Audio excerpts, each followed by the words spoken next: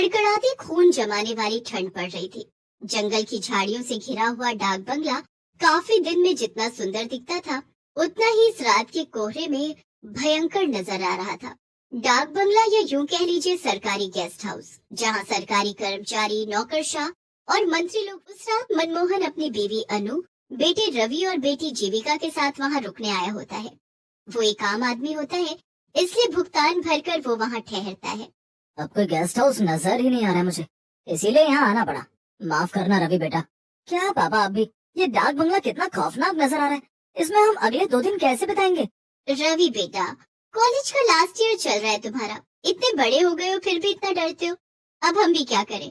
अगले 2 दिनों तक इस गांव से बाहर मौसम खराब होने की आशंका है और साथ ही भूकंप आने की भी।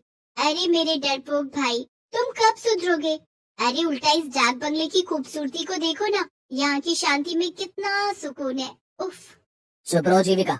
वो चारों अपने अपने कमरों में आराम करने चले जाते हैं। रवि और जीविका एक कमरे में सोते हैं और मनमोहन और अनु एक कमरे में।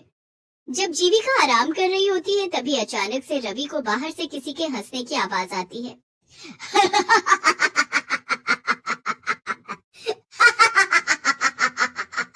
मेरे पास आओ, आओ, आओ मेरे पास, आओ। ये किसकी आवाज है? कौन है? रवि के पसीने छूटने लगते हैं और वो बालकनी में जाता है।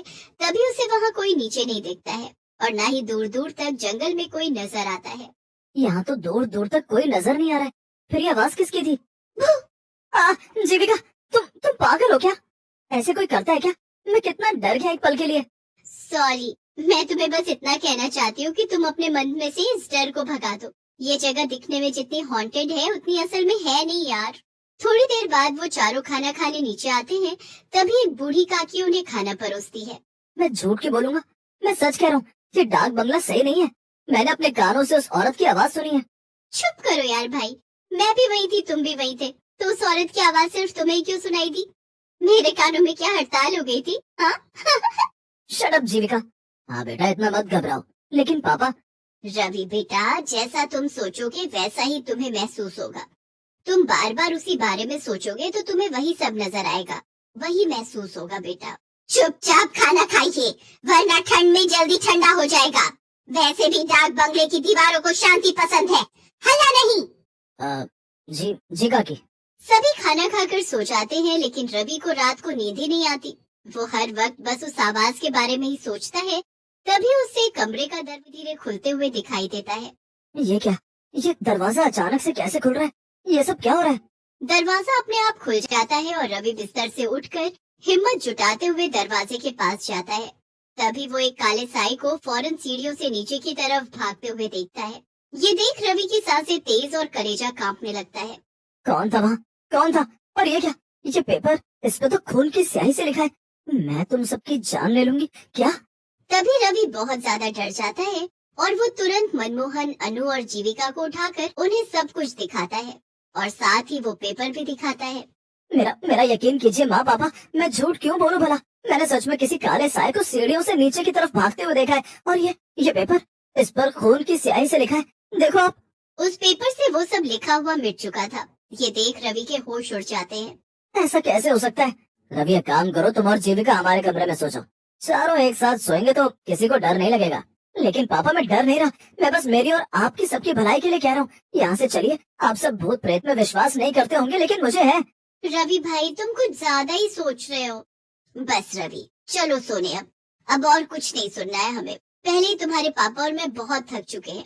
कोई रवि की बात समझने की कोशिश ही नहीं करता और सब एक ही कमरे में सो जाते हैं। जैसे तैसे रात गुजर जाती है। अगले दिन रवि उस बूढ़ी काकी से पूछता है, काकी, यहाँ इस डाक बंगले में केवल मैं और मेरा परिवार ही रुका हुआ है, यहाँ और कोई नहीं रुकता क्या? लोग यहाँ रुकने आते हैं, लेकिन अभी इस समय नहीं है। हटो यहाँ से, मुझे बाहर जाना है।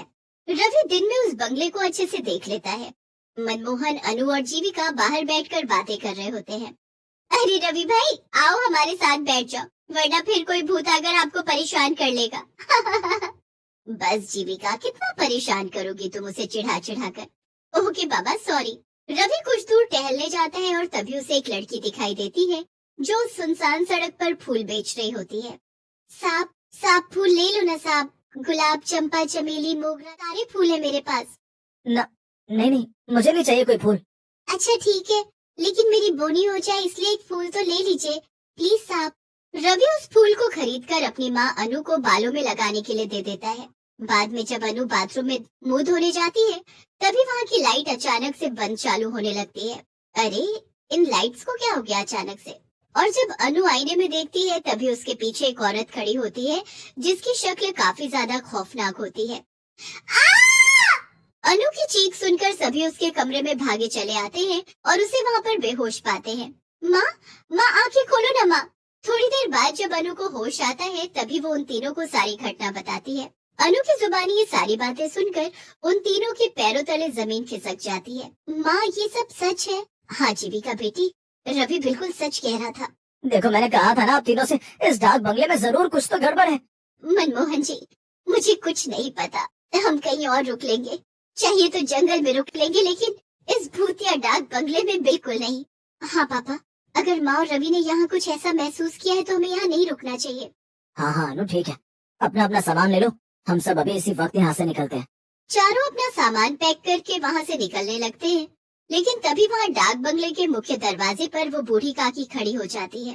काकी, हमें जाने दीजिए, हमें अब यहाँ नहीं रहना है। नहीं कहा ना, एक बार जब कोई इस डाक बंगले में आ जाता है तो वो फिर से वापस नहीं जा पाता। नहीं, आप हमें यहाँ जबरदस्ती रुकने के लिए नहीं कह सकती काकी, हमें जाने दीजिए प्लीज। मतलब ये कि तुम सब अब हमेशा हमेशा के लिए यहीं पर रहोगे, इंसान बनकर नहीं बल्कि भूत बनकर। उतने में अचानक से वो बूढ़ी काकी अपने भूतिया रूप में बदल जाती है और वहाँ आसपास सभी भूत इकट्ठे हो जाते हैं। ये सब देखकर चारों की रूह कांप उठती है और रोंगटे खड़े हो जाते हैं। नहीं, बचाओ! वो चारों भागने की कोशिश करते हैं, लेकिन उनके पैर नहीं हिल पाते हैं और वो जमीन से चिपक कर रह जाते हैं। नहीं, हमने यहाँ रुककर बहुत बड़ी गलती कर दी, हमें यहाँ रुकना ही नहीं चाहिए था। बचाओ! ये हमारे पैरों को क्या हो गया? ये हिल क्यों नहीं रहे? हमें बख्श दो, हमें जाने दो यहाँ से, जाने दो, हमें जाने दो। नहीं, कहा था ना मैंने। अब तुम सबका अंत है, तुम सब भी हम भूतों की बिरादरी में शामिल हो जाओगे आज।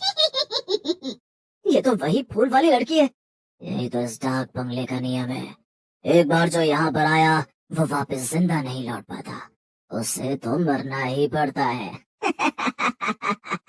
ये सब मैंने शुरू किया था, क्योंकि कई सालों पहले इसी डाक बंगले में काम करते करते एक गैस ने मेरी जान ली थी, क्योंकि मैंने उसे सोने की तस्करी करते हुए पकड़ लिया था और मैं उसका जुर्म पुलिस को बताऊं, इस डर के कारण उसने मुझे मार दिया, क्योंकि सभी इंसान ऐसे ही होते हैं, मतलबी और बुरे।